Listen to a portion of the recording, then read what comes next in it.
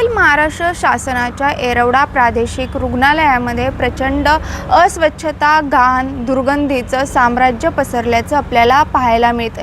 मात्र हीच जी अस्वच्छता आहे ती तेथीलच रुग्णांना साफ करायला लावल्याचे काही व्हिडिओज जे आहेत ते सोशल मीडियावरती प्रचंड व्हायरल झाले होते। या संपूर्ण प्रकरणानंतर आता प्रशासन जे आहे त्या ॲक्शन मोडवर आल्याचं आपल्याला पाहायला मिळते। कारण की ज्या संस्थांना हे जे स्वच्छतेचं काम देण्यात आलं होतं त्या संस्थांना आता ब्लॅकलिस्ट करण्यात येणार आहे। यासोबतच या संस्थांवरती गुन्हे देखील दाखल करण्याचा निर्णय जो आहे तो घेण्यात आलेला आहे। येरवडा प्रादेशिक मनोरुग्णालयाचे अधीक्षक श्रीनिवास कोलोड यांची आज पत्रकार परिषद पार पडली आणि या पत्रकार परिषदेत या संपूर्ण प्रकरणाविषयी त्यांनी माहिती दिलेली आहे। कोणावर कारवाई होणार, कशा प्रकारे कारवाई होणार आहे या संपूर्ण गोष्टीची जी आहे ती त्यांनी माहिती दिलेली आहे। पाहूयात।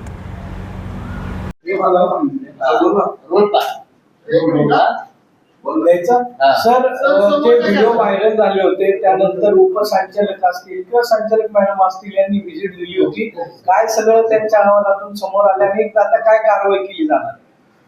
जे व्हिडिओ व्हायरल झालेले आहेत ते व्हिडिओ 31 मार्चच्या आधीचे आहेत। 31 मार्च पर्यंत संबंधित ठेकेदार लोकराज्य स्वयंरोजगार सेवा संस्था हडपसर यांच्या मार्फत काम केले जात होते आणि त्या स्वच्छता करताना जे फोटोज व्हिडिओज आहे अनधिकृतपणे त्यांनी काढलेले आहेत त्याविषयी संबंधितांना परवा दिवशी शोकाज नोटीस दिलेला आहे। जे फोटो आणि व्हिडिओज आहेत ते मानसिक आरोग्य कायदा 2017 नुसार कलम 24(1) आणि 2 नुसार कुठल्याही मनोरुग्णाचे कुठल्याही पेशंटचे नातेवाईकांच्या संमतीशिवाय किंवा ॲप्रोप्रिएट ऑथॉरिटी शिवाय फोटो काढता येत नाही, व्हिडिओ काढता येत नाही आणि त्या व्हिडिओज फोटोज हे व्हायरल सुद्धा करता येत नाही आणि कुठे डिस्प्ले करता येत नाही। याविषयी माननीय मंत्री महोदयांनी गंभीर विषय दखल घेतलेली आहे। संबंधित कर्मचारी जे जबाबदार आहेत त्यांच्यावर कारवाई करण्याचे आणि संबंधित ठेकेदाराविषयी त्यांच्यावर कारवाई करण्याचे आम्हाला आदेशित केलेले आहे। सर, किती कर्मचारी याच्यामध्ये काय संस्थेला नोटीस दिली आणि काय कारवाई केली जाणार आहे? संबंधित ठेकेदार जे संस्था आहे लोकराज्य स्वयंरोजगार सहकारी संस्था 2017 पासून ते आपल्या इथे कार्यरत आहेत। 2017 पासून त्यांना विविध अमाऊंटचे त्या तत्कालीन कालावधीनुसार त्यांना ते कन्सॉलिडेटेड दर महिन्याचे पेमेंट होते। त्या पेमेंटमध्ये विभागणी होती स्क्वेअर फूटनुसार किती बिल्डिंग्स, किती open area, kitchen, OPD, administrative area, visitors area, supervisor area आणि सगळे वॉर्ड्स, टॉयलेट्स, बाथरूम्स आणि ओपन एरिया त्या एरियानुसार त्यांना स्क्वेअर फीटनुसार त्या महिन्यासाठी ते त्यांना पेमेंट आहे। असे सद्यस्थितीत 2022 पासून त्यांना 14,10,776 रुपयाचं त्यांना पेमेंट अदा करण्याचे आदेशित आहे। पण मी 9 जानेवारी 2025ला चार्ज घेतलाय तेव्हापासून त्यांच्या कामाची दर्जा आणि कामाचं ॲक्च्युअल प्रत्यक्षात काम केलेलं त्यांचे रिपोर्ट्स त्या रिपोर्ट्समध्ये प्रचंड तफावत होता। आता आपल्याला एक उदाहरण देतो। ओपन स्पेससाठी त्यांना महिन्याला 3,60,000 रुपये त्यांना देण्याचे शासनामार्फत अनुज्ञा आहे। पण प्रत्यक्षात आमच्याकडे 8 ते 10 एकर पूर्णपणे जंगल आहे, झुडपं आहेत। दर 8 दिवसाला ते स्वच्छता केले तरच ते 3,60,000 रुपये मिळण्याचे त्यात नमूद आहे करारनाम्यामध्ये। पण त्यांनी कधीही दर आठवड्याला ओपन स्पेस स्वच्छ केलेलं नाही आणि कितीतरी वॉर्ड्स आमचे वापरात नाहीत, कितीतरी वॉर्ड्स पाडाव झालेला आहे, पडलेले आहेत। नवीन बांधकामासाठी 1 नंबर 2 नंबर 3 वॉर्ड्सचे पडलेले आहेत, कितीतरी वॉर्ड्स वापरात नसलेले आहेत, त्याचा सुद्धा त्यात स्क्वेअर फीटचा समावेश आहे। तरी सुद्धा त्यांना एवढे दिवस त्यांना पूर्ण अमाऊंट 14,10,776 देयक व्हायचे। पण मी त्यांच्या कामाचा दर्जा, त्यांच्या कामाची क्वालिटी, त्यांच्या कामाची वारंवारता ह्यानुसार मी त्यांना प्रत्येक वेळेस नोटीस देत आलेलो आहे। त्या नोटिसीला त्यांनी एकही प्रतिसाद दिलेला नाही। पहिली नोटीस त्यांना जुलै 2024 मध्ये नोटीस दिली होती।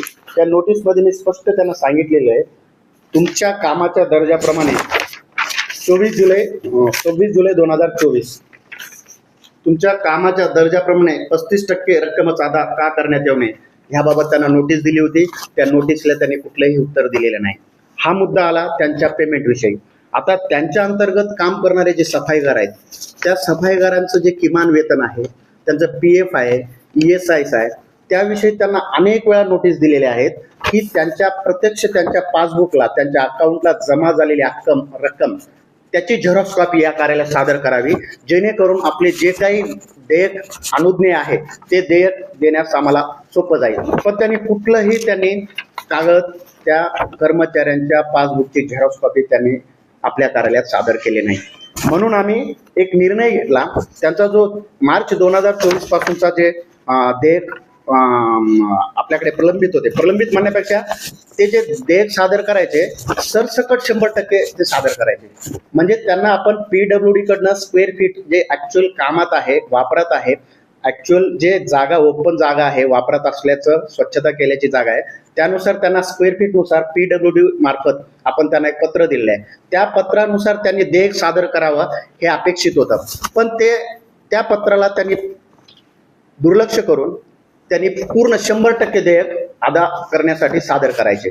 त्याविषयी त्यांना अनेक वेळा पत्र दिलेले आहेत. त्या पत्राला त्यांनी पूर्णपणे दुर्लक्षित केलं आणि एकच मला 100% देयक अनुज्ञेय आहे ते मला मिळायला पाहिजे. मग आम्ही 23 मार्चला त्यांनी अचानक त्यांचा लिगल नोटीस दिला. त्या लिगल नोटीसमध्ये 7 दिवसाच्या आत जर माझी पूर्ण 100% देयक ज्यात काम न केलेल्याचा, ओपन स्पेस स्वच्छ न केलेल्याचा, जे बिल्डिंग्स वापरात नसलेले आहेत त्या बिल्डिंगचा सुद्धा स्वच्छ केले म्हणून त्यात सगळे जे देयक त्यांनी अदा केले होते. ऍक्च्युअली करारनाम्यामध्ये कमीत कमी कुठल्याही ठेकेदार, कुठलाही टेंडर असेल त्यात कमीत कमी 1 महिन्याचा नोटीस शासनाला, त्या प्रशासनाला त्यांनी कळवणे गरजेचं आहे.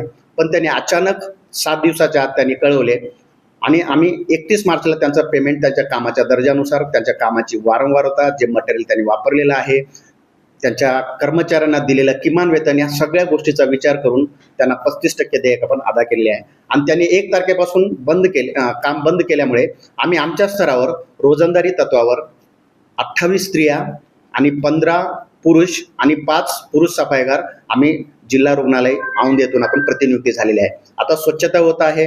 कुठल्याही रुग्णाला आमच्या कर्मचाऱ्यामार्फत, आपल्या प्रशासनामार्फत काम करून घेऊ शकत नाही. ते कायद्याने गुन्हा आहे. जे काही व्हिडिओ व्हायरल झाले आहे ते संतापजनक आहे. ते ॲक्च्युली व्हायला नको पाहिजे होतं. प्रशासनासोबत त्यांनी चर्चा करायला पाहिजे होती. प्रशासनात काही तोडगा करण्याचा विचारही करू शकलो असतो, पण ते झालं नाही. ही शोकांतिका आहे.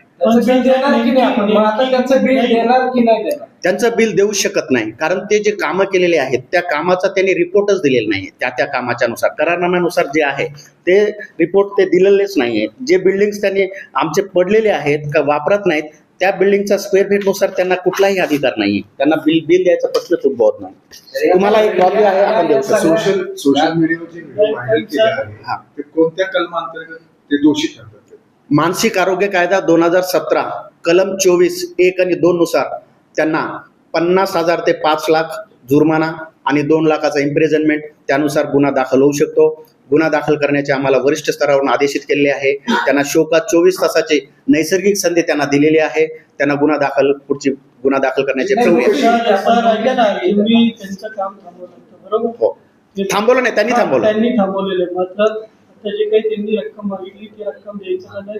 मात्र जे काही त्यांनी कामात चुकारपणा केला, रुग्णांकडनं स्वच्छता करून घेतली, त्या संदर्भात आपण काय कारवाई केली? त्या संदर्भात आज त्यांना शोकास दिलेला आहे. आपण परवा दिवशी शुक्रवारचा दिवस होता. त्यांना नैसर्गिक संधी शनिवारी आणि रविवारचा आपण त्यांना नैसर्गिक संधी दिलेली आहे. आज आपण त्यांच्यावर गुन्हा दाखल करण्याची प्रक्रिया आपण राबवू. म्हणजे त्या संस्थेवर गुन्हा दाखल करण्यात हो नक्की. काळ्या यादीत टाकणार का त्या? काळ्या यादीचा प्रस्ताव ऑलरेडी गेलेला आहे. वरिष्ठ स्तरावर 2-3 दिवसात त्यांना काळ्या यादीत टाकल्याचे पत्र मिळणार.